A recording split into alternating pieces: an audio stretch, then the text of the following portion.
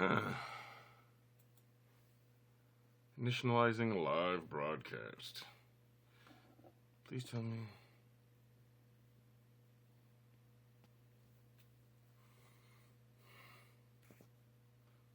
Oh, look at that. I'm live. Hopefully this is working. Let's see if there's if it's actually working. I don't know. I might need to go to my channel. Is it working? Jackie, can you see me? Cause I'm where are you guys? I gotta figure this out so I can actually post the link. Okay, wow, wow. What's up, my party people? Hey, yeah, that's me. That's me, of course. Where honestly, I don't know how the hell you guys are getting to my stuff. I'm doing fine. I'm just trying to figure out how the guy, if Jackie, do me a favor, okay? Go to my Tumblr and post the URL that you're seeing for this in my ask box. Well, just message me on Tumblr so that I can, do the thing and do the things, because I want to be able to post the actual link. I'm getting started early so I can, I know I'm doing fine. No, I just don't know where the live watching stuff is in. Okay, here's the deal. I'm on my own channel, right? I just have no thank you. And in case I wanted my life ruined. Why would I want my life ruined? How could this possibly ruin my life? Yes. No, no, this is good. This is good. It's WHP Livestream Magic McGee, because that's what y'all gonna be hearing. Yeah. Anyway, I got an earlier comment when I was, testing everything out, and I wanted to address it before I get into everything. Somebody actually asked me, does Dead Josie hate me? I don't know. Because I haven't talked to her in years. There was a huge falling out because she was giving a lot of crap to one of my close friends, and I stood up for my friend, and Josie didn't like that. So rather than deal with reality and just say, I'm sorry for saying all that really horrible crap, she decided, you're gonna die because I know what this story is. Yeah, you do. So rather than, actually deal with reality and say, hey, what I did, what I said was wrong, and I apologize, she decided to flip reality and say, I've been harassing her, and I heard from somebody, I don't know how true this is, I really don't, and honestly, I don't care, but I heard it from somebody that she's been telling everyone that I raped her. I don't know how true that is. I really don't. I really don't care, actually, because it's someone I don't really give a shit about anymore. I mean, we used to be friends, and then there was a falling out, and that's all there is to it. So, anyway, that's that. Taking the beer, throwing that out, because this is not an instance for beer. We need a full bottle of wine for this shit. A non-grumpy Murphy? If you ever chime in for a live stream, you always get to see a non-grumpy Murphy. Cheers. This stuff, I'm going to show you. I'm going to give a plug to this. Wallersheim Winery. Hopefully that's not backwards for you guys. But a Wallersheim Winery is in Prairie du Sac, Wisconsin. I know we all love Grumpy Murphy, but a full bottle. You're damn right. I'm drinking this whole damn thing. I got half. Well, I don't know. I'll finish the bottle. This stuff goes down really easy. And it's a very sweet white wine. It's called Prairie Fumé. That's the actual name of the wine. Winery is Wallersheim. It's in Prairie du Sac, Wisconsin. I've been there several times myself. Fantastic stuff. The guy that runs the place is a really nice guy. So, let's go through some of these Let's go some of the. Girls can be psycho. Yes, yeah. Well, that's okay. Do a Tales of 4chan live, please. I would love to, but I already have something planned, so maybe we'll get something to that. I want to give a shout out right back to my girl Autumn Ivy, who gave me a lot of shouts out, and I know she can hear them right now. Because if I swear to God, you got to stop giving me these cheap plugs, or else my wife's gonna think I got a girlfriend. You know what I'm saying? No, she is fantastic. She's oh God, how can I even put it into words? She's extremely talented. She's a great narrator. She's just getting her start with narrating. She's done a lot of gaming videos. She does phenomenal cosplay.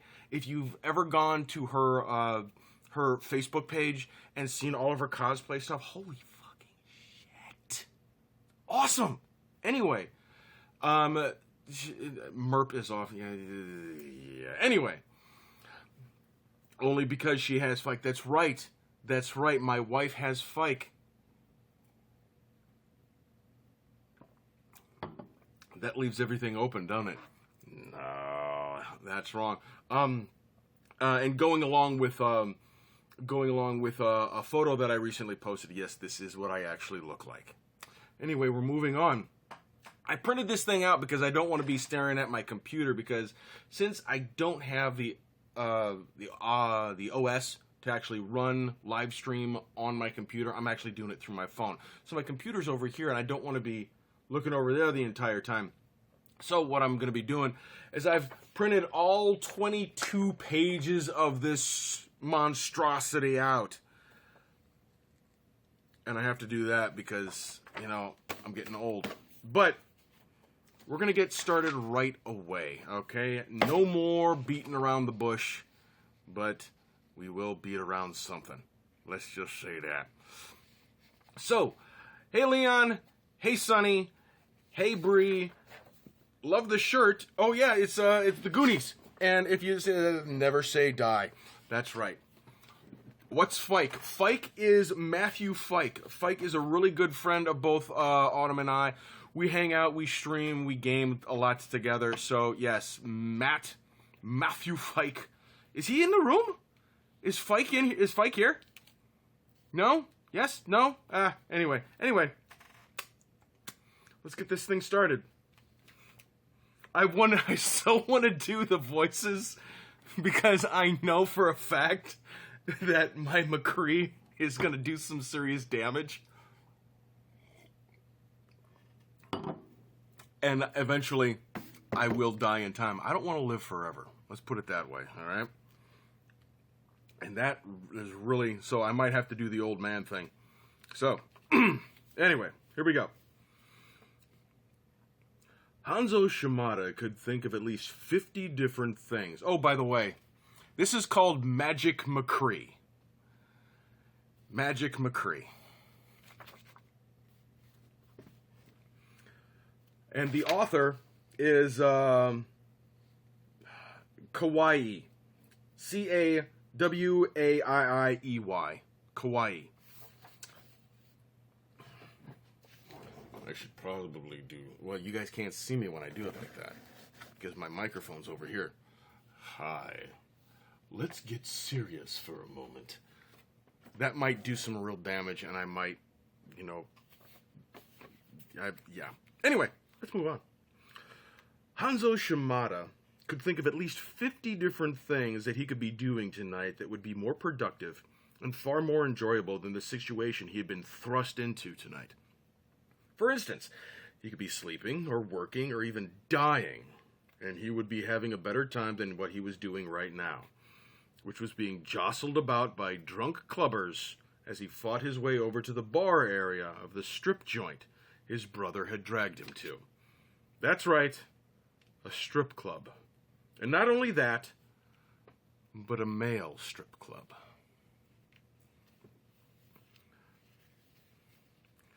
Fike is in the house. Hanzo knew that he was much too old to be in a place like this, but he hadn't been able to do much else but offer scathing protests as Genji forced him to join his caravan of cohorts to this, frankly, disgusting establishment. But it wasn't like it was a poorly designed place or a filthy building, but the premise of why individuals were here was why it was so disgusting. Rather, Hanzo quite liked the decor, even if it was difficult to see in the dim lighting. The floor, albeit sticky, was a gorgeous pattern of burgundy and black, and it was paired nicely with the walls, which, from what he could see, were mainly wine-colored with a black filigree pattern decorating them. Elegant for a place such as this. Chairs surrounded the well-lit stages scattered throughout the floor, which were all mostly occupied by patrons, who were throwing bills on the scantily clad men, gyrating against poles protruding from their stage up to the high ceiling. Center stage was dark and empty, a stark contrast to the beacons that he was avoiding. The strippers that weren't on stages were entertaining customers splayed across plush lounge love seats on the outskirts of the main floor, flirting and grinding on them with bills tucked into their underwear so small that left so little to the imagination that they shouldn't even been thought of as an actual garment. Oh, we still got more on this first page. Murphy causing orgasms is the first stick. Don't worry, Corey. We'll be getting to that. We'll be getting to that, and I'm gonna get punched in the face. Hold on. He made it a point not to look at any of the various exotic dancers, though he was tempted to. Hanzo wasn't an idiot. He knew why his brother had brought him here, and damn it, where the hell was that ungrateful brat? And he did not appreciate the insinuation. He was not like Genji. He did not want to go out and sleep around and get plastered or party with strangers, and a strip club was not his idea of a good time. But when Genji gave him those puppy dog eyes and pouted, he couldn't say no, especially after they had only just reconciled after the falling out in their youth. Now Hanzo was over 30, approaching the next decade of his life, with salt and pepper strands threading through his hair. I know how that is. No desire to be there, amongst sleazy individuals and young dancers looking to make their rent for the month. With a bit of finessing, Hanzo wove his way through the crowd, keeping an eye out for a flash of green hair or any of Genji's entourage. He figured he could at least locate someone as out of place as the Nepali monk that Genji had taken to. But they were nowhere to be found. As he made his way over to the bar, decorated with sleek granite and cherry wood, and backlit with bright fluorescence, it was a veritable oasis in this desert that Hanzo was trapped in, and he wanted nothing more than a burning drink to dull the throbbing that had begun behind his eyelids. The bartender was an attractive, dark-skinned man with a fuzzy black goatee and scars decorating his visage, glances up when Hanzo approaches and nods in his direction with an inquisitive eyebrow cocked in question. He raises one hand in greeting, and the man makes his way over to Hanzo to take Hanzo's order. This is where the voice is. Now I need a vote here. Should I do the Hanzo and Mccree voices, or should I just keep it straight? I'm gonna need I'm gonna need something. Anyone?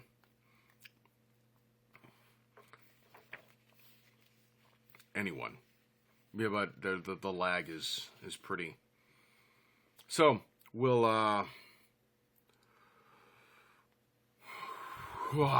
yes. I'm gonna be really roasty toasty by the time this is done. I can tell you. Do them. Do 'em and you will die. Well, I don't want to live forever. I need something strong.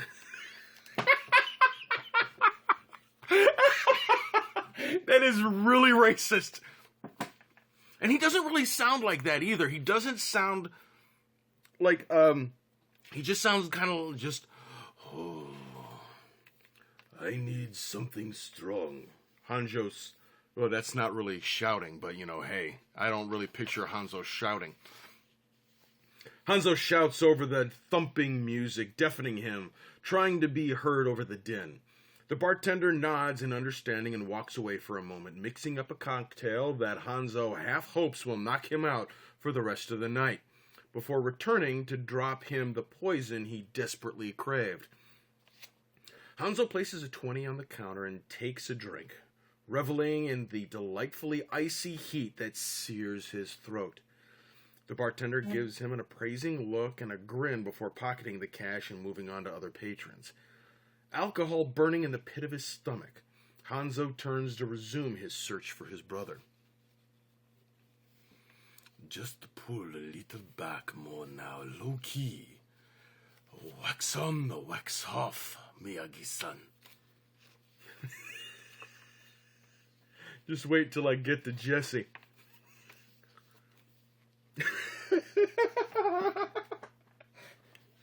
I knew if I was doing this in person, I would be there. There'd be a fist right here.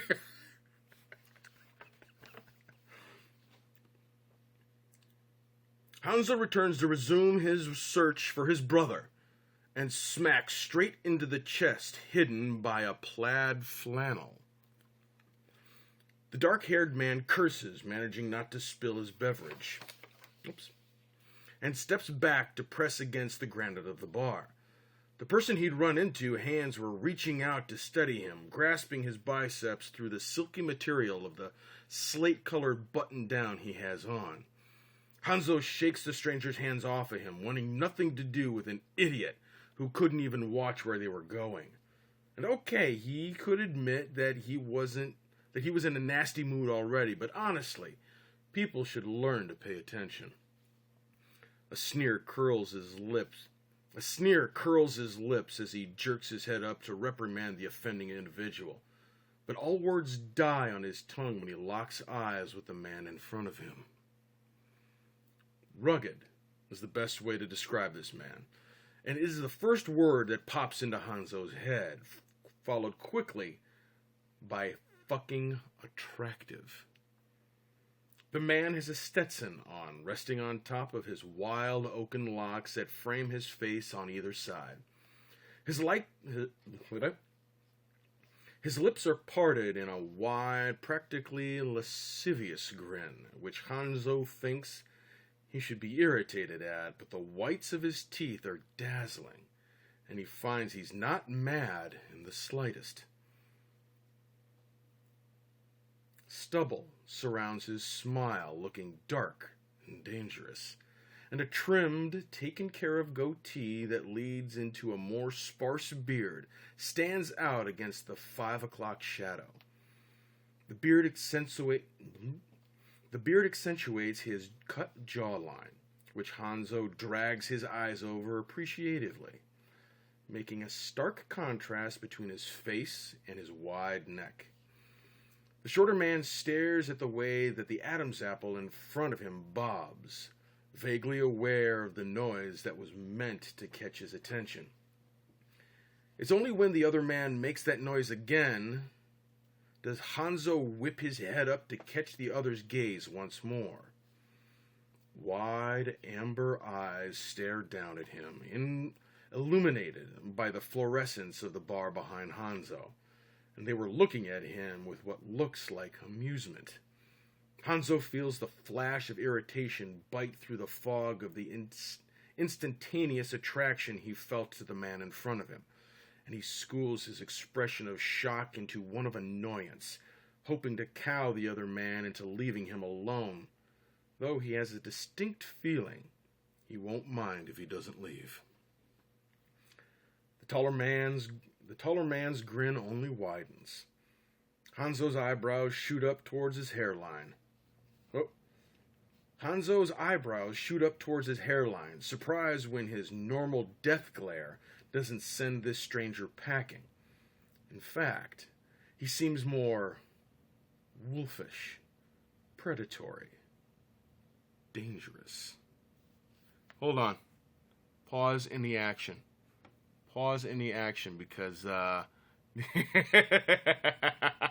okay. All right. Thanks, Sarah. Hanzo takes a long drink.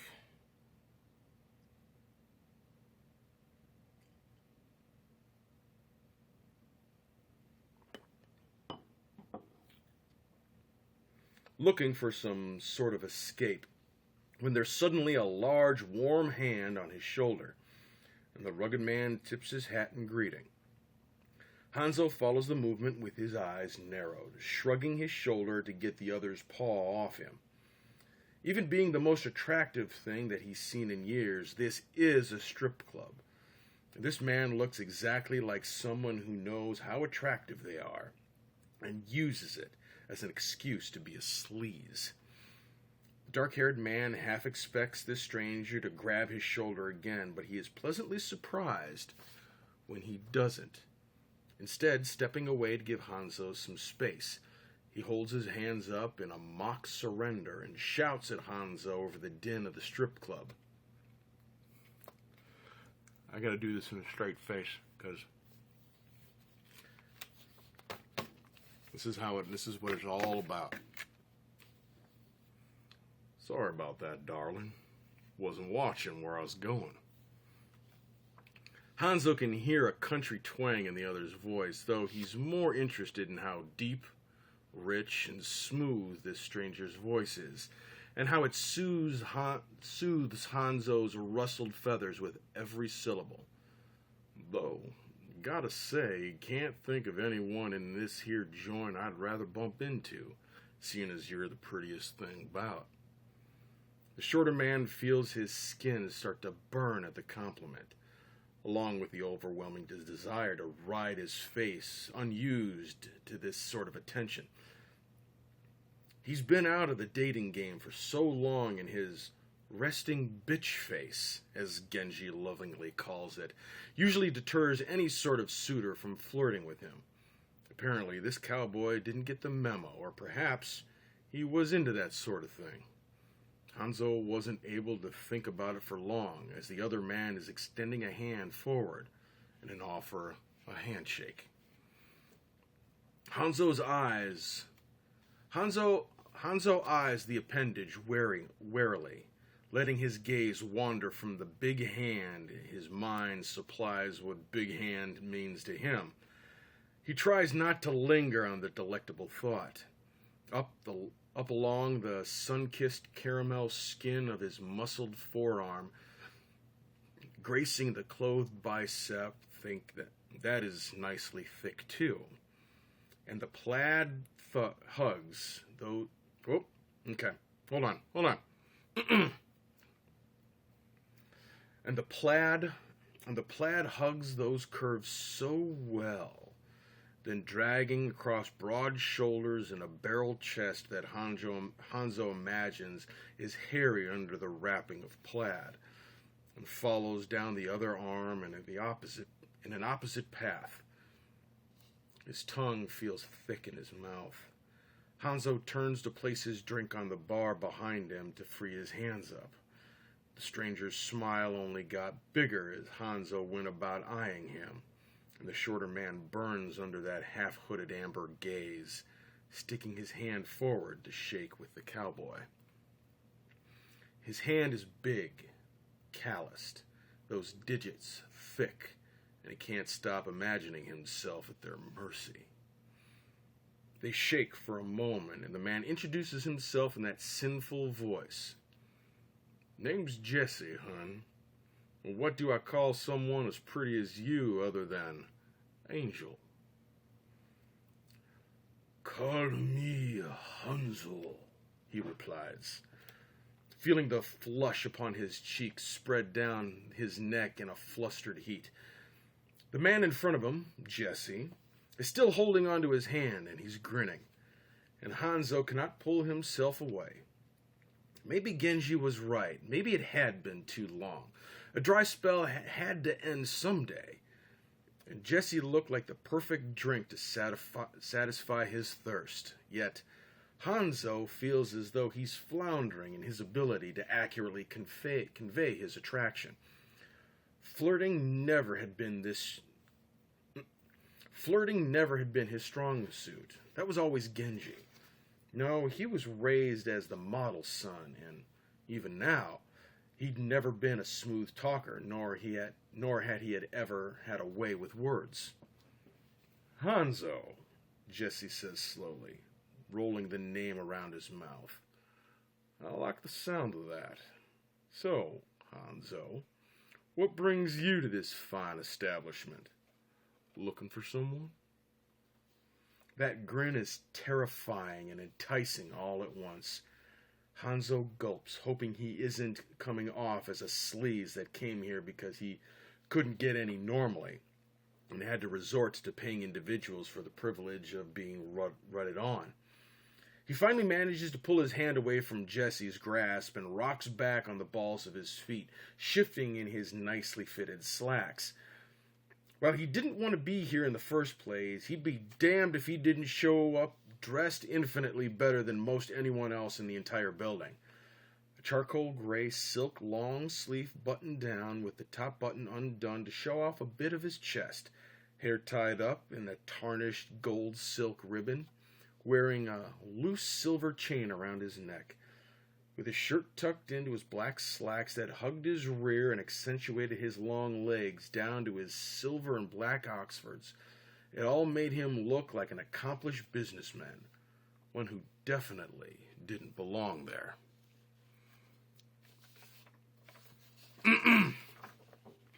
Nicely fitting. Not for long!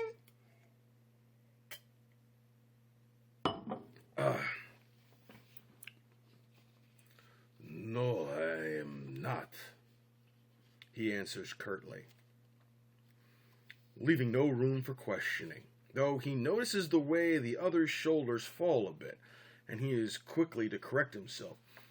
Rather not here. I was dragged here by my brother, who has disappeared since we arrived. He insists I need to... Hanzo takes a shuddery breath, licking his lips that are suddenly dry, and notices the hungry look in Jesse's eyes as they follow the swipe of his tongue. Get laid. It embarrasses him to even say it out loud.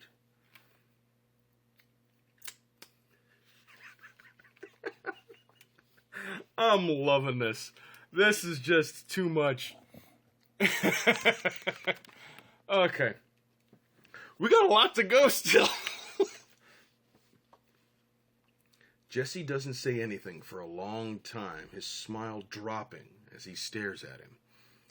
The silence between the two of them is only broken when the other man throws his head back with a booming laugh, startling not only Hanzo but the people around them, who turn and look at him with wide eyes before shuffling away from the pair. Hanzo feels the overwhelming desire to clamp his hand over the other man's mouth just to shut him up, as his laughter was drawing attention to the both of them. He restrains himself, though, burning as Jesse got his giggles out. The cowboy pretends to wipe tears from his eyes before he moves to grab at Hanzo's hand again. The shorter man lets himself be manhandled, his brows knitting in confusion as Jesse takes a Sharpie out of his pocket and pops the cap off with his teeth, and suddenly he's scrawling something on the skin of Hanzo's inner wrist. He has half a mind to rip his hand away from the taller man when, just as quickly as his hand has been snatched up, it's dropped, and Jesse is capping the Sharpie with a proud grin. The cowboy, with hand shoved in his pocket, nods towards the other's wrist, prompting him to look at what he wrote. Hanzo, with uncertainty still plastered across his face, lifts his hand to stare dumbfoundedly at 10 digits scrawled in blue on his skin with the word Jesse below it. A heart next to that.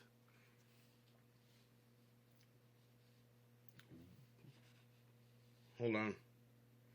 What? Is all he has a mind to say, unable to process what just happened. He presses his fingers to the ink, brow still furrowed, while he tilts his head to look over at Jesse, who honestly could not be smiling wider. The man takes a step forward, extricating one hand from his pocket to hook a finger under Hanzo's chin, pushing his head up a bit so Hanzo has nowhere to look other than into his amber pools that he wants to drown in. Well, sugar, seeing as this don't happen to you often, let me explain, Jesse says breathily, and Hanzo is bracing himself against the cool granite behind him, feeling his stomach twist with nervous anticipation. That there, he makes it a point to glance over at Hanzo's hand, is my number. You're funny. Hottest thing in these eyes I ever seen, and I'd like to get to know you a little better. Maybe take care of that dry spell for you. His chuckle shakes Hanzo to the core, and if he wasn't attracted to Jesse before, which he was, oh God he was practically magnetized to him now. Now, as much as I'd love to say and really get to know you, I gotta bounce. But if you're still here at the end of the night, come find me. Hanzo is about to nod enthusiastically when Jesse leans down and nips at his earlobe, drawing a gasp from his lips. I'll show you good... Nope, let me try that again. I'll show you a good time, Hanzo.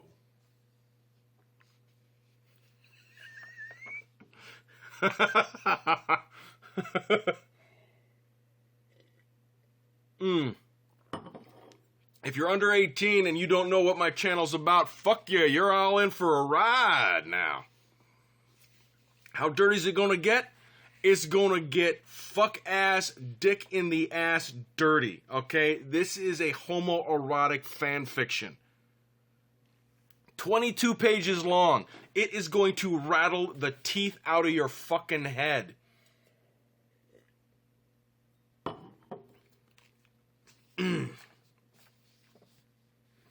Hanzo grabbed his drink and downed it in one gulp. He'd need all the courage he could get, liquid or otherwise. Fast forward into the future. Where are we at? Oh shit, this is going to be a long stream. Okay. Just as Hanzo was polishing off a third drink, having switched from ones with strength to fruity cocktails, he felt a tap on his shoulder. He whipped around, almost sloshing the neon pink concoction onto his shirt, expecting Jesse to be behind him. But it was only his brother, who was grinning with his entourage behind him, all at various levels of drunkenness. Hanzo's eyes narrowed and his smile fell immediately, which Genji was quick to notice. His eyes narrowed playfully, and he leaned forward, although that jostled, rather tipsy Nepali monk that was using him as a support. Hold on, wait a minute. That makes sense? His eyes narrowed playfully as he leaned forward, although that jostled, rather tipsy Nepali was using him as a support. There we go.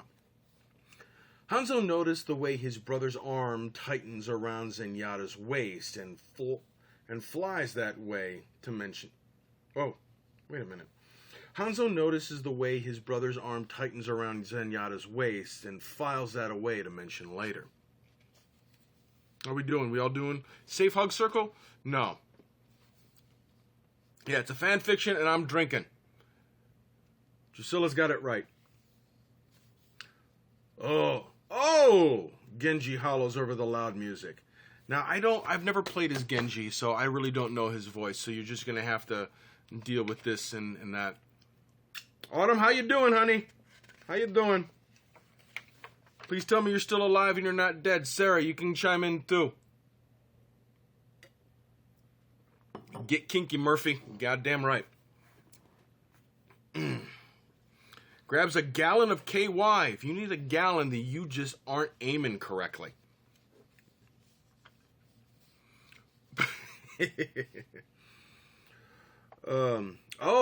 Genji hollers over the loud music. The mischievous glint in his eyes intensifies as he watches Hanzo move to hide his wrist.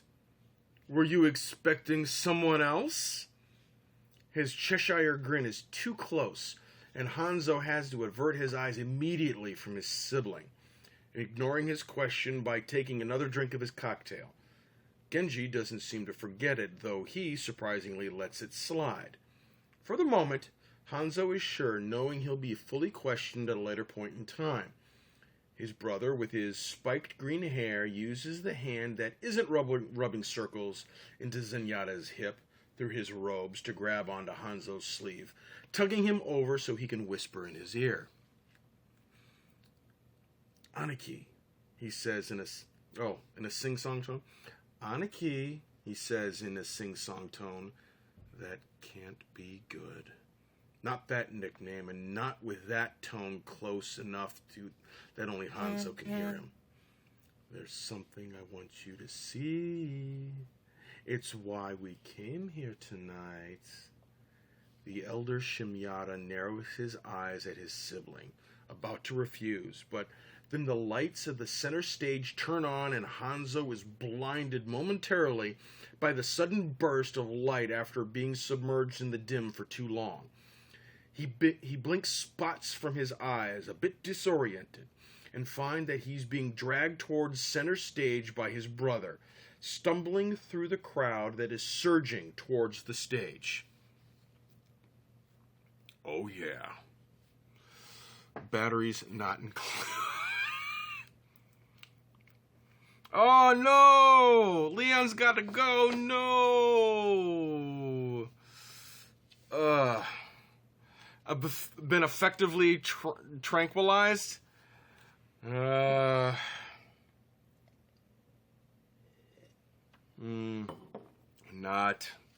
fair. No. Where were we? He complains, trying to yank his hand away, but even if he wasn't being led by his brother's vice grip, the people are like a wave, pushing him towards the stage whether he wanted to be there or not. People are hooting, hollering, wolf whistling, and Hanzo's headache is starting to press forward past the slightly inebriated fog that has blanketed his mind. He presses a finger to his temple, silently seething and cursing his brother and the club-goers and the owners of the establishment of the gods themselves. Oh, wait a minute.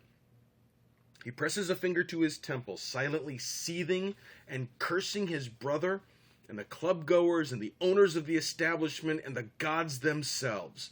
And he's just about to start grumbling when a man takes the stage. He saunters forward, and the crowd goes wild, including Genji, loudly shouting out encouragement as Hanzo squints to take in the man's features. He's tall, very tall, and he commands the stage with a presence that Hanzo has never felt before.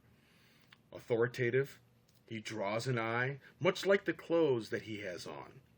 His blonde hair is slicked back, a few tufts breaking free of the gel to hang over his forehead, and from here, Hanzo can make out that his jaw is quite chiseled, though not many other facial features stand out, save for a prominent nose set in the center of his face. The man holds up two black gloved hands. His long cobalt blue jacket. Are you fucking kidding me? Jack is in this shit? Oh, Jesus Christ.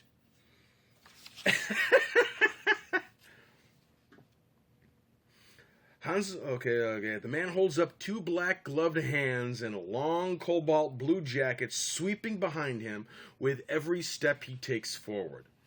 Other than the jacket, He wears a tight black turtleneck and tightly fitted tan pants, tucked into tall cobalt boots, laced with black shoelaces.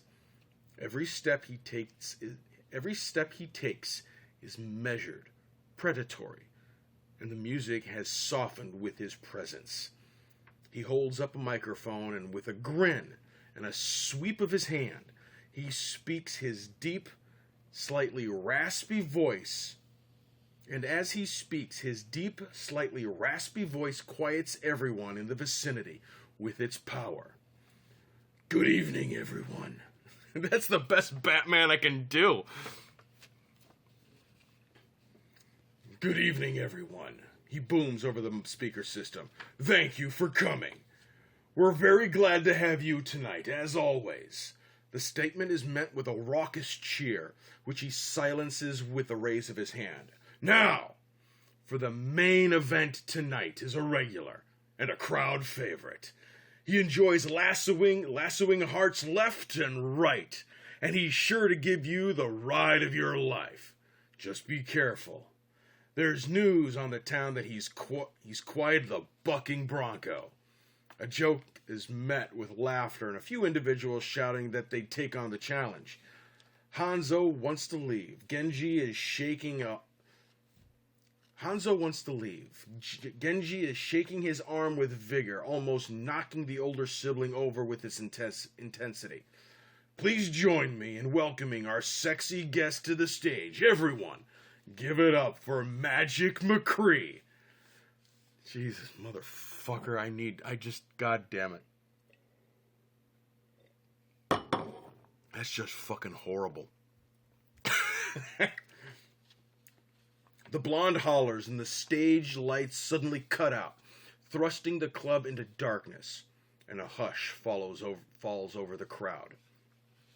At first, everything is silent. The club is under a spell, and not a single soul dares to move, to make a noise, to even breathe.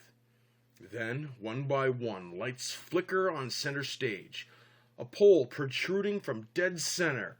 The crowd, Hanzo included, is spellbound to watch the man's silhouette comes into view. He's not facing the crowd, as far as he can tell, though he's wearing a hat and has a holster on, and his profile boasts broad shoulders, wide hips, and strong legs. Hanzo squints, a niggling feeling in the pit of his stomach, wondering who this mystery entertainer could be, when the lights finally come on completely. Bathed in red fluorescence, an attempt at mood lighting is a man who is not facing the crowd. Rather, he is looking towards the back of the club, and all Hanzo can make out is his outfit, a Stetson on his head, and a red and black plaid shirt that looks oddly familiar. His trousers slung low on his hips, though he seems to have a belt on with godforsaken chaps on, and what looks like a gleam of spurs on his boots.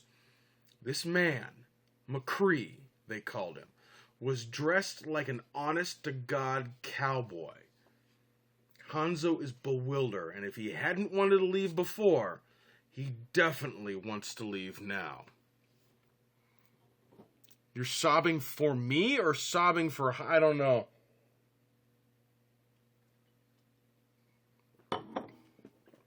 The music starts up again with a low buzz, lasting for a few moments before the beat drops. The bass shaking Hanzo to the core, while the man on the stage begins to swing his hips from side to side. His hands are moving in front of his body, doing what Hanzo can only assume, but he guesses that he is unbuttoning the plaid shirt. His vocals join the bass line reverberating from the speakers.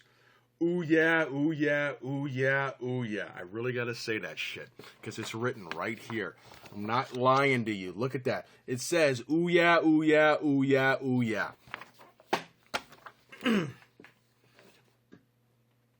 Or I could just go, bitch better have my money. The man throws his shirt to the side as the lights switch from red to dark violet, and Hanzo watches as the stage lights highlight the valleys and plateaus of a nicely muscled back. The man looks oddly familiar, and for some reason, and Hanzo wonders where he has seen this person before. Ooh yeah, ooh yeah, ooh yeah, ooh yeah, ooh yeah. Hanzo leans forward, a bit more interested than before, and stares as the man on stage grabs the pole in front of him and begins to haul himself up it, his back muscles and biceps rippling with every movement. The sight is enticing, his mouth a little dry. Ooh yeah, ooh yeah, ooh yeah, ooh yeah, ooh yeah. The man hooks his thighs around the metal rod and begins to spin lazily down the pole, and the lights give him a flash of a slightly familiar visage with every rotation. He's making his way past the other starstruck people to stand closer to the stage, determined to figure out who this dancer is. The feeling in the pit of his stomach is intensifying more and more with every passing moment. Ooh yeah, ooh yeah, ooh yeah, ooh yeah, ooh yeah. Hanzo reaches in front right as the other man hits the floor. Hanzo reaches the front right as the other man hits the floor with his boots, facing the crowd fully now, and he swings one leg around the pole to stand in front of it, gripping the rod with both hands behind his back and grinning wolfishly. A very familiar face comes into Hanzo's view, and he ends up stuck in place as the dancer starts to shimmy his hips while dropping into a squat. Rugged is the best way to describe this man, and it's the first word that pops into Hanzo's head, followed quickly by no fucking way. There, in front of him, in front of everyone, is Jesse, Magic Mccree, actually stripping for the crowd and looking like he thoroughly enjoys every second that eyes are on him. Hanzo's jaw practically hits the floor as the man rolls his hips provocatively towards the crowd, head tilted up while he stares at the club-goers with hooded eyes. Even though he knows he's just part of the collective, Hanzo cannot help covering his lower face with his mouth as his cheeks start to burn. I usually love sleeping all alone, but this time, I usually love sleeping all alone. Oh, this is probably, I get this is lyrics to the tune that's going on. I usually love sleeping all alone. This time around, bring a friend with you. Jesse keeps one hand on the pole and extends the other forward, beckoning a throng of attendees as they all lean forward, dragged along on invisible strings. The movement shoves Hanzo even closer to the stage, and Hanzo braces himself to avoid being swayed anymore. He cannot rip his gaze away from the dancer on stage, and he finds he really doesn't want to anyways.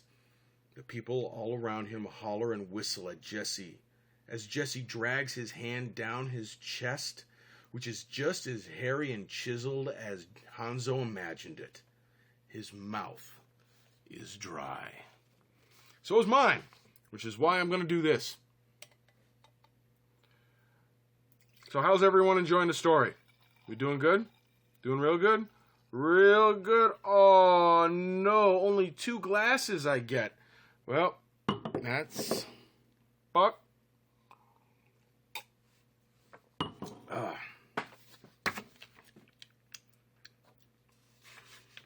But we ain't really going to sleep at all. You ain't gonna catch me with them sneak pictures. I don't really... I mean, I'm guessing that's supposed to be a... That's supposed to be a thing, the lyrics that are going along with the song that Jesse's dancing to.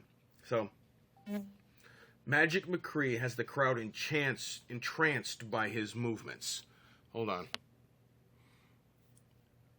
Check for the song. Okay, there's a song that has been linked to me. So, Song, by the way, is Often by The Weekend. Okay, well, I will definitely have to check that out. You guys can check that out too if you want to, keep that going. Keep this going on in the background so you can you just play that on and on and on. You know what? If I would have read this beforehand, I would have had that playing on in the background on a constant loop, and I think that would have been fantastic. Just a kind of thing. Magic Mccree has the crowd entranced by his movements.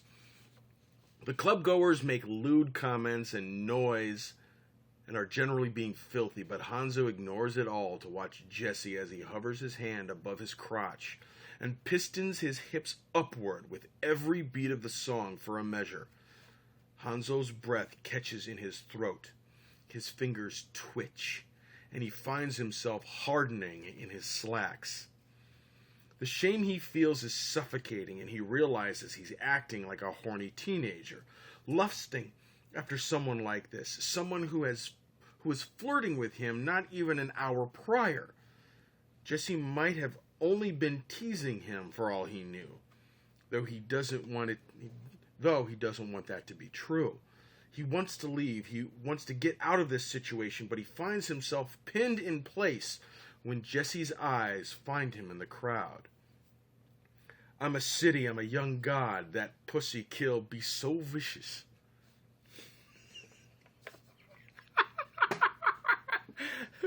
It's just, listen to it in the background. For some reason, my speakers aren't really connecting right now, so I can't, what's the thing here? What are you doing? Okay, thank you, sweetie. I will check it out later. I got so much to go through. The grin widens, and then Jesse is lazily rolling his hips as he stands fully. I'm not going to be able to get through all of this, I know that. I know I'm not. I don't think there's another break, is there? Please let there be another break. No. Oh my god. He's going through the entire goddamn fucking song. Oh, there's another break. Okay. We'll try to get it to there in 15 minutes. Huh? Both of us are screaming? Okay, good. Because I'm laughing my ass off. This is hilarious. Uh-oh, there is... Oh, yes. We're definitely going to get to that.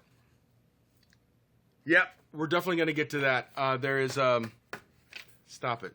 Stop telling me to check my shit. You shut the fuck up. I'm doing the best I can. I'm going to have a whole bottle in me. And I've been drinking all goddamn day because it's Sunday. I don't want to have Monday tomorrow. Where are we? That grin widens, and then Jesse is lazily rolling his hips as he stands fully, letting go of the pole behind him so he can unbuckle his belt around his hips. Not that they were holding up his pants very well. His belt is flung to the side, and then the pole is back within the cowboy's grasp, his hips rolling in sinful ways towards the metal rod. Jesse won't stop staring at Hanzo, though he can't decipher this look he's been given from this far away. He imagines those pupils are blown wide, and that his dance is only for him, and it makes it easier to give in, enthralled with the cowboy's performance. Although he is at the front of the throng, he feels like he is not close enough. He's never been into strippers, or into voyeurism, or dirty dancing, as far as he's known, but his experience with sex has been far and few between, and woefully vanilla. So, who is to say he wasn't into these things before? Yet he's definitely sure he's into them now. Or maybe he's only into Jesse, seeing as he didn't feel this magnetic pull with any of the other dancers on the floor. Regardless of the reason why, the room feels stiflingly hot. Hanzo tugs at the collar of his suddenly too tight dress shirt. My God, White, he's in my pocket. He get me redder than the devil till I get so nauseous. Jesse is climbing the pole once more, his absurdly strong arms flexing with every movement, and Hanzo wants to feel them tense under his fingertips. The cowboy swings one leg around the pole while grabbing the other with his hand, one hand holding him up on the metal rod as he goes into some sort of mid-air splits. The crowd goes wild, throwing dollar bills onto the stage and hollering at him. Jesse drinks in the attention, grabbing the pole with both hands and swinging both legs around the pole before he spreads them in opposite directions, touching the tips of his toes to the pole. He's very flexible. Hanzo gapes, digging his fingers into his palm to derail the train of thought that his mind is on, supplying him with detailed fantasies of what flexibility could be used for, or what those arms could do. And he's going insane from simply watching. Ask me if I do this every day, I said often. Jesse is pointingly looking at Hanzo, gauging his reactions. The shorter man chokes back a noise, snapping his mouth shut to try and look annoyed. He has a distinct feeling that he's failing, seeing as the cowboy on stage grins before he brings his legs back together and swings them around, causing him to rapidly rotate and slip down the pole. The further he slides down the rod, the more he straightens out, until his boots hit the floor. Eyes still on Hanzo, he tilts his head up, one hand holding his Stetson. Eyes still on Hanzo, he tilts his head up, one hand holding the Stetson on his head, and the other hooked in the belt loops of his trousers, and mouths the last word of the lyric that plays overhead. Then he drops to the floor, both knees hitting the stage, with one hand on the floor, keeping him propped up. His hips roll in a slow, languid fashion, like he was. Ask how many times she rode the wave. Not so often. And his eyes were still on Hanzo as he gives two short thrusts of his hips at the end of that lyric. There's a likely hunger in those amber pools, and Hanzo wants him so badly. Jesse switches position, pivoting on the hand that he has on the floor to swing his legs forward until he's on his knees and leaning back with his chest facing skyward. His legs are spread, and the same time keeping them pushed up, and he starts to roll his hips upward in smooth thrusts. The strength behind the movements could feel so hard and deep. Bitches down to do it either way often. Baby, I can make that pussy rain often. These are fantastic lyrics. Absolutely fantastic. Hanzo hasn't felt this type of desire for someone in years. Between the alcohol flowing through his system, the violet fluorescent lights, and the deafening sound of the music in the crowd, and, of course, the insanely attractive man that's dancing on stage, Hanzo feels completely overwhelmed and incapable of handling everything that's happening. The only thing keeping him grounded in this situation is the fact, throughout this entire performance, Jesse's eyes have only been on him.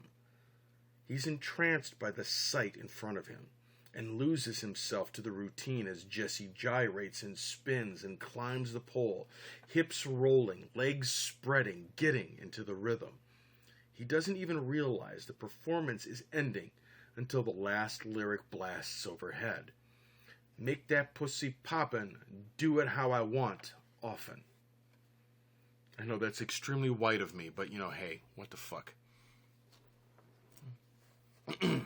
Hey, if you're a guy or a girl and it doesn't really matter your general sexuality or gender. If you're getting turned on by this, then you are a normal human being. I'm fucking sweating just reading this, okay? This is fucking hot shit, man. It's a good. The description in this is just fantastic. I'm really big into visual imagery, and this is just really painting a really good picture. The music blurs into an amalgamation of the bass line and the tenor vocals until it fades out completely, and Jesse is standing in center stage, breathing heavily and noticeably sweating under the stage lights. The club goers around him all scream their delight and throw various bills onto the stage, and Jesse's grin is terrifyingly brilliant as the lights brighten from violet to white. He tips his hat at the crowd. Hanzo distinctly hears someone scream, "Fuck me!" Where I lost myself, behind him, and saunters forward, the sound of his spurs jingling with every step. Hanzo finds himself wanting to shrink back away into the crowd to escape because Jesse is still looking at him. Even as the blonde announcer comes back on stage and hypes the crowd up more, Jesse is staring at him. Even as Jesse takes the microphone from the other man, Jesse will not look away. And even as he brings the piece of tech to his lips, Jesse keeps Hondo pinned with his gaze. "Thank y'all for coming out tonight," he says breathingly into the mic, voice deep and laden with filthy promises, and it feels like he's speaking only to Hanzo. "I hope y'all enjoyed that performance by little old me. I know I enjoyed dancing for y'all." He winks.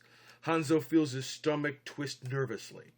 "Now, I know I usually give y'all an entire night of performances, but I'm feeling mighty tuckered out." His tone is so erotic, thick and sweet as honey, though his words are met with displeased groans from the crowd. "So instead, let me give y'all one little last dance. 'Cept I'm gonna need an audience partner to help me out with this one."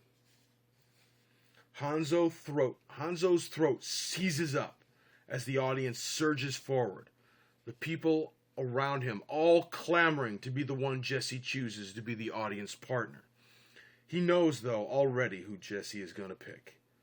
If the way he's stalking towards him is He knows, though, already who Jesse is going to pick, if by the way he's stalking towards him is any indication. Those eyes still haven't left his, and suddenly there's a big hand being extended to him as Jesse drops into a crouch. Hanzo wants to tell him no, to insist that he does not want to be up there, the center of attention and likely the object of envy. But he's rendered helpless when Jesse speaks into the mic again, that baritone coaxing him with the reach of his hand out to take Jesse's. "And I think I found myself the most perfect angel to dance with," he says, hoisting Hanzo up onto the stage and away from the people who are grabbing at him with greedy hands. He turns to stare at the crowd, hand still clasped in Jesse's, and suddenly he feels very self-conscious as the people are either wolf whistling or loudly complaining, calling him lucky, though he feels anything but under the hot stage lights and everyone's gaze. He can distinctly hear his younger brother yelling like a madman, saying things like, "Holy shit, that's my brother! My brother's up there with Magic Mccree!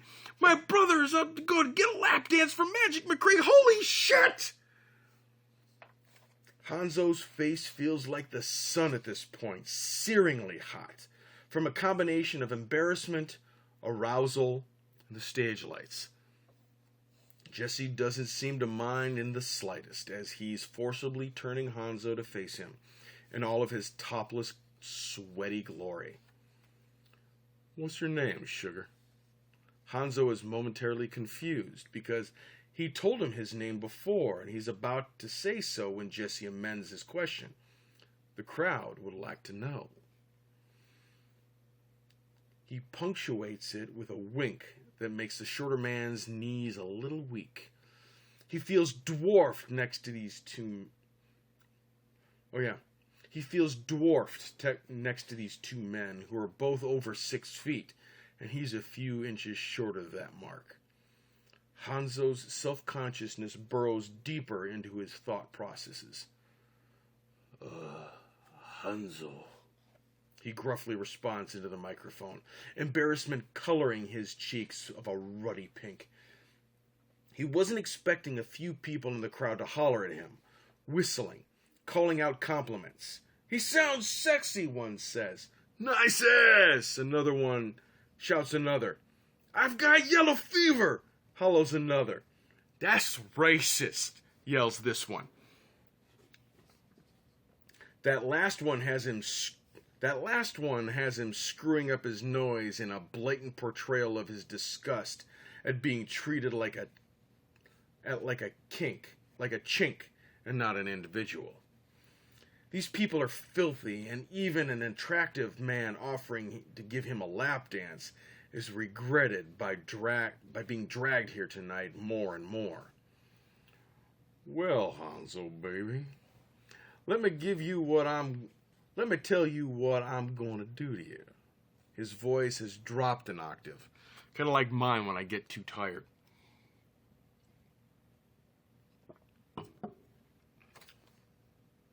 Causing goosebumps to burst forth on Hanzo's arms. His stomach flips like an Olympic gymnast. "I'm going to sit you right down here." He's being shoved back by a strong hand on his chest, and he falls into a folding chair set up in center stage that he hadn't noticed being set up by the announcer from before, who was behind him with both hands on the back of the chair. Hanzo tilts his head up to see the blond man above him, giving him a grin and a wink, before his head is being forced back down by Jesse's hand. Those amber eyes on him again. They're dark with desire. Hanzo shivers unexpectedly. Then, when the music comes on, I'm going to give you the ride of your life. Only catch is, you can look, but you can't touch. Sound good, sugar? Hanzo cannot speak, only nodding enthusiastically as Jesse gives the mic on over to the other man on the stage. Even though he is slightly disappointed that he cannot touch Jesse, he is more than willing to be at his mercy. He has no idea what he's getting himself into, but if that includes Jesse's hands on him, all over him, he doesn't think he'll mind anything he's subjected to.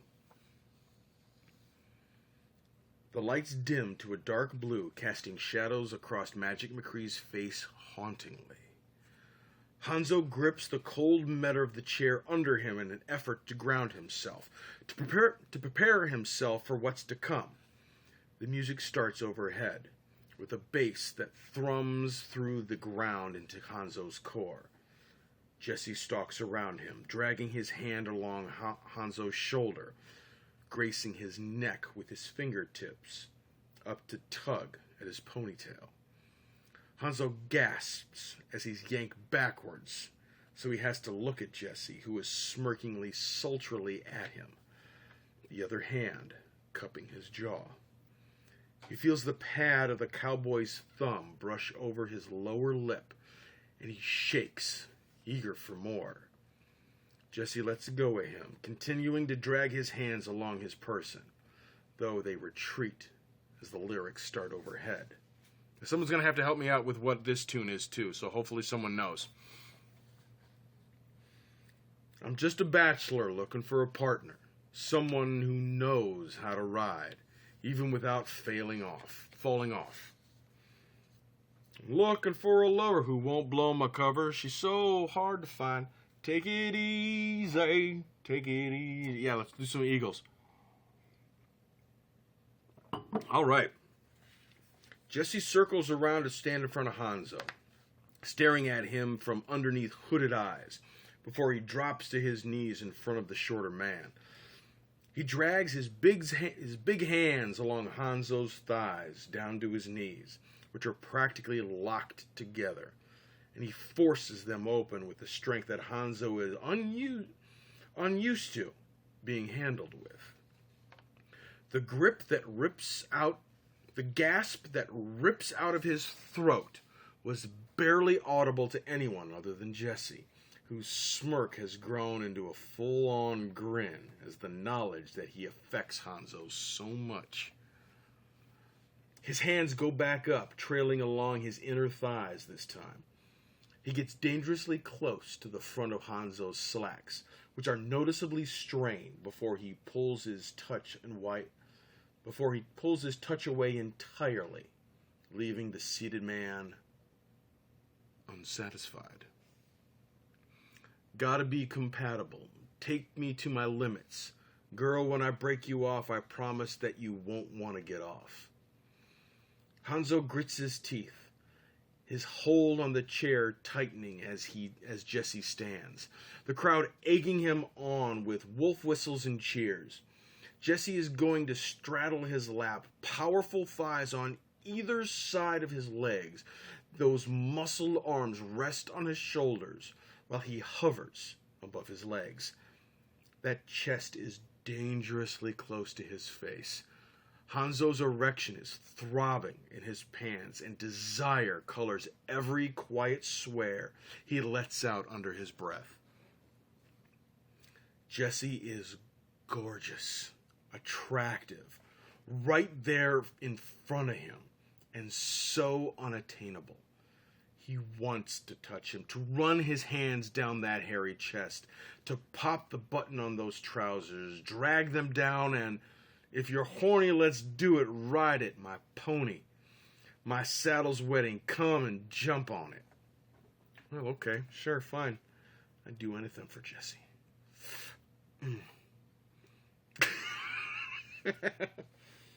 I can't believe I said that. But then again, I've made out with a man. There are witnesses. His thought process fizzles out as Jesse begins to roll up his hips tantalizingly. Not even touching Hanzo's... Oh, I'm going to do that again. His thought process fizzles out as Jesse begins to roll his hips tantalizingly, not even touching Hanzo's groin.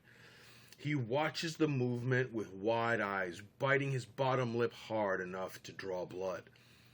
This is surely purgatory, because he's being exposed to something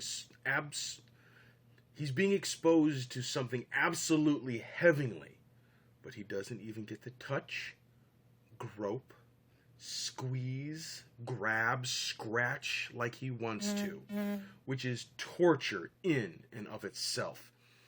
Jesse's eyes never leave his expression. If you're horny, let's do it. Ride my pony. My saddle's waiting. Come and jump on it. It's like it's only the two of them on that stage as Jesse's hips inch closer and closer to his own. Hanzo can feel the heat radiating off of the other's chest, wanting nothing more than to rip his head forward and bite those pectorals, to mark that tan skin with bruises, purple and red and angry under his teeth, tongue, and lips. The cowboy has moved one arm up to hold his Stetson in place, and then his hips are down completely, pressing against his thighs and their crotches align. Delectable friction sends a zing up Hanzo's spine as he feels a telltale thickness slot in his own. He throws his head back with a pained groan at that satisfactory friction, as that satisfactory friction abandons him, and Jesse gets up off his lap. Tease. Sitting here flossing, peeping your stilo, just once if I have the chance, the things I would do to you. He doesn't have to lament over the lack of Jesse's presence for long, and he suddenly has a lap full of cowboy again, only this time his back is to him. Jesse faces the crowd and his legs spread wide while he grinds his ass back onto Hanzo, dragging the tight globes up and down the strained tent of his slacks. His head lolls to the side, breath coming out in ragged pants, as he abandons his grip on the chair to dig his nails into his palm instead. Forget voyeurism. That was far less kinky than being watched by a crowd of people who were none the wiser to his state of dishevelment. Truly, the only people in the room who were aware that he was hard and aching were himself and Magic Mccree, the latter of which was taking his time teasing his erection with every gyration of his hips. You and your body, every single portion sends chills up and down your spine, juice flowing down your thigh. Well, that's a little vulgar now, isn't it? Everyone say it with me. Or Jesse stands once more, turning to face Hanzo with a greedy look on his face. The shorter man's eyes flutter open, looking at the cowboy with annoyance evident in his eyes. Jesse pays it no mind, his hand fisting it. I stopped at the wrong moment. Jesse pays it no mind, his hand fisting in the other's shirt to haul him up and off the chair before he flips their positions, sitting back on the metal and dragging him down to sit on the cowboy's lap. Hanzo gapes at him, even as the crowd behind them starts to scream their approval. A few people shouting for Hanzo to take it off! This is the last thing he expected when he had been dragged up to this club in the first place, and he's sure his brother is part of the people goading him on. He knows he is when he hears garbled Japanese from somewhere within the throng of people. Hanzo isn't sure where to put his hands, especially since he was forbidden to touch, but Jesse takes care of that for him by collecting both hands in one of his big ones, the other one getting a full handful of his ass. The shorter man's brows furrow in confusion before the cowboy yanks him down to whisper in his ear, "Lean back, baby.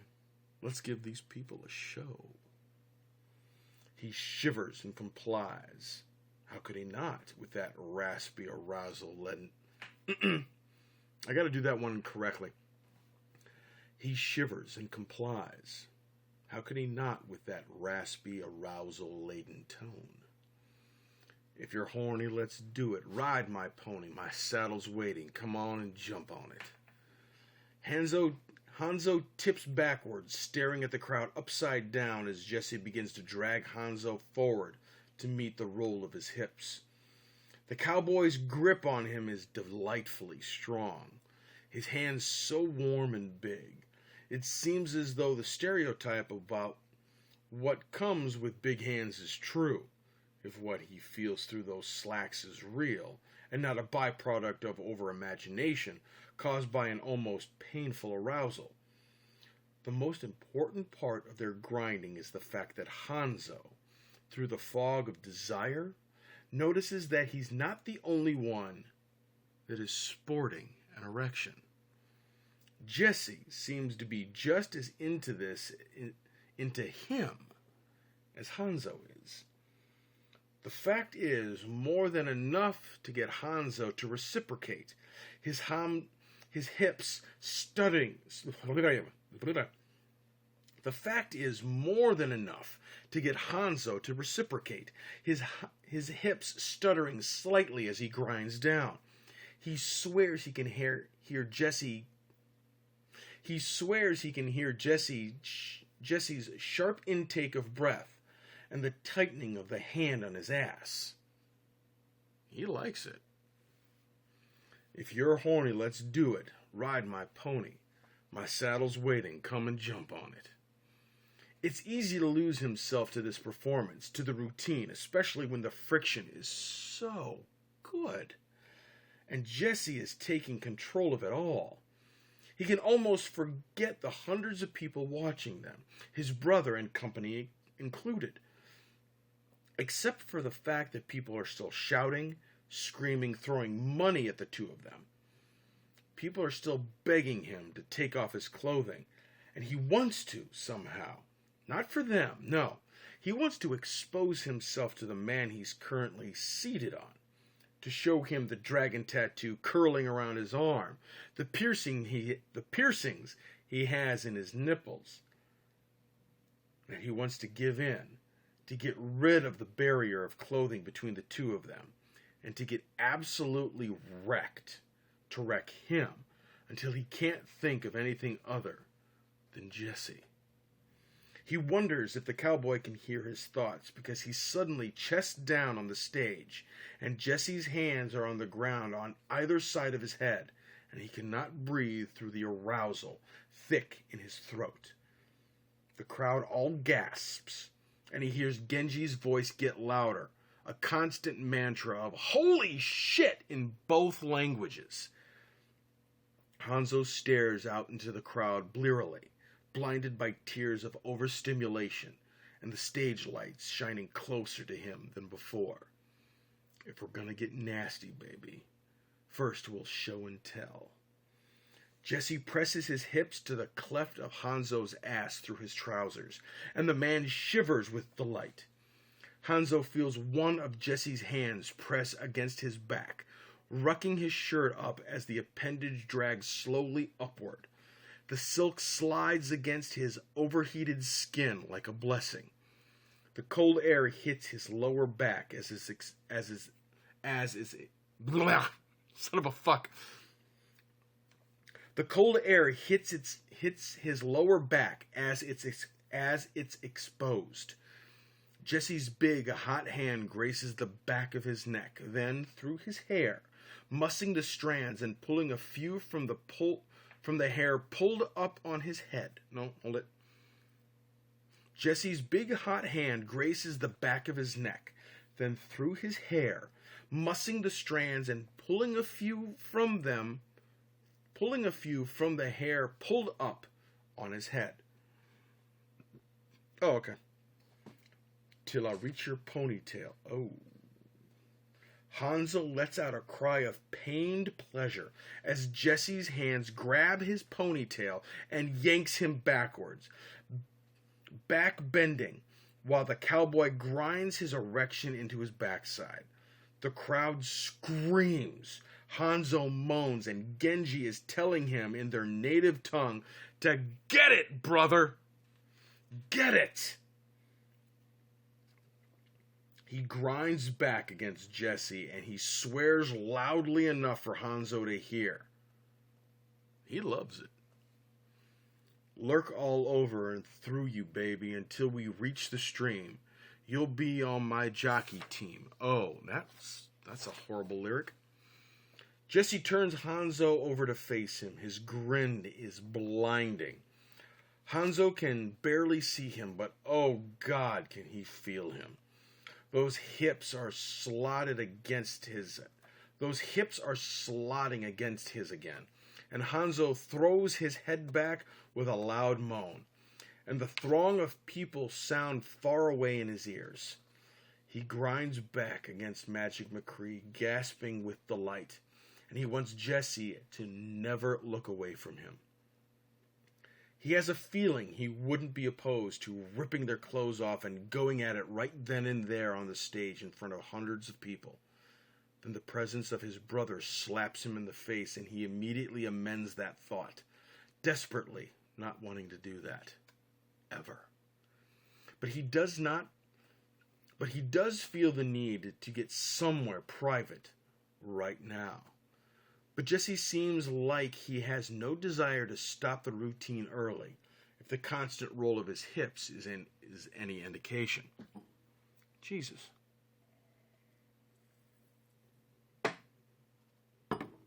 Yeah.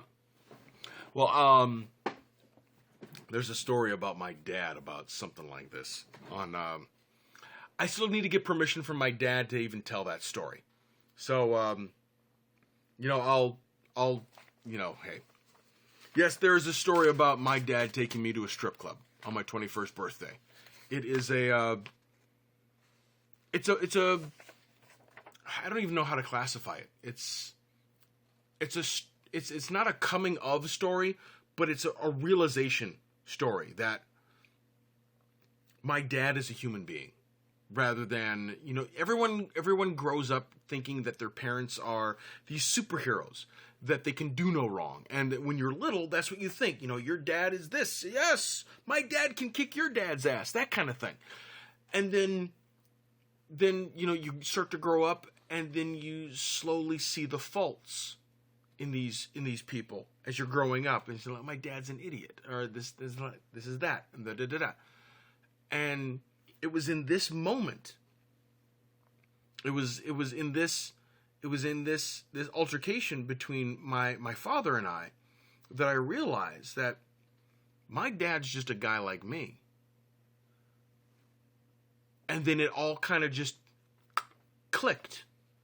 And that all the bad experiences that I had, no, not a gay strip club. No, not a gay strip club. No.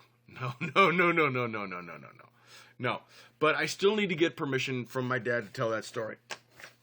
Anyway, where were we?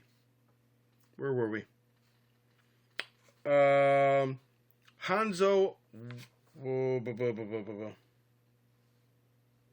Where were we? Shit. Fuck. Oh yeah, okay. We're at the top of this one. Jesse turns Hanzo over to face him. His grin is blinding. Oh, yeah. If you're horny, let's do it. Ride it, my pony. My saddle's waiting. Come and jump on it. Hanzo feels so hard. He's throbbing in his slacks, and he's sure that there would be a telltale wet patch if his slacks weren't black. Jesse pushes forward on his knees, sliding up Hanzo's body until his crotch is close to Hanzo's face. The shorter man gasps, the scent of arousal smacking him in the face from up this close. Jesse's on his knees only now, and Hanzo can't see his face, but he can see the bulge tinting the trousers he has on. He wants to see what it looks like underneath the fabric. He wants to kiss, suck, to swallow it all down, to feel it throb in his mouth, spill across his tongue, down his throat, needs to be used thoroughly, in private, away from prying eyes, and he wants it, needs it so badly. Please. Jesse groans wantonly. Wantonly, yeah. When Hanzo leans up to press his mouth against the bulge, mouthing at it through the trousers. If you're horny, let's do it. Ride my pony. My saddle's waiting. Come and jump on it. Jesse moves back down his body quickly, and Hanzo is momentarily worried that he's crossed the line, touched when he wasn't supposed to. But the heady desire he sees in Jesse's amber eyes as he's hauled up by the collar of his shirt is more than enough to soothe his worries. Hanzo is gasping and would likely be visibly red if the lights weren't so deep blue, in the deep blue hue that they were. Jesse twists him around to face the crowd and hoists him up by his hips, which Hanzo lets out an ungraceful squawk at, arms coming up instinctively to wrap around Jesse's neck from behind. The cowboy's hands go from his hips down to the backs of his knees, bending and spreading them to expose him to the crowd. If you're horny, let's do it. Ride it, my pony. My saddle's waiting. Come and jump on it. Hanzo wants to ride, desperately, even as the club goers all shout and whistle appreciatively. He's not used to being put on display like this, and he's not sure how he feels because Jesse has been working him up for what feels like hours now, though it's only been a few minutes. He throws his head to the side as Jesse ruts into his backside and Hanzo trembles. The people sound far away still. Jesse's breath is on his neck, in his ear. He wants to sob. He needs it to end so he can drag Jesse away and ravage him. If you're horny, let's do it. Ride my pony. My saddle's waiting. Come and jump on it. He can hear the song winding down and he can't stop shaking, even as Jesse lets his feet hit the ground. And the shaking intensifies as he's bent in half. One of Jesse's hands gripping his hip with a vice grip, and the other wrapped in his ponytail again. It hurts. It feels so good. He cries out and bites his lip to try to dampen any other noise threatening to bubble forth from his throat. Jesse pulls him back to grind eagerly into the cleft of his ass, and he wants nothing more than to be somewhere private, with far less clothes, absolutely fucked and full. If you're horny, let's do it. Ride my pony, my saddle's waiting, come and jump on it.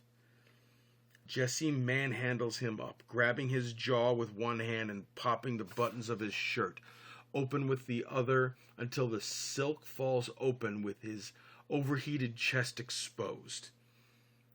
He's not lithe by any means, no, and the crowd begins to praise him with filthy comments that go in one ear and out the other. Only the whispered compliment that Jesse gives him sticks. So pretty. I don't know, did you guys hear that? So pretty, he mumbles, the pads of his calloused fingers pressing against his heaving chest and then the entirety of his palm before he drags it down towards the waistband of his pants, which he toys with for a moment. Hanzo keens low in his throat. If you're horny, let's do it. Ride it, my pony. My saddle's waiting. Come and jump on it. Ride it. Saddles. Just and settle over. Just settle over pants.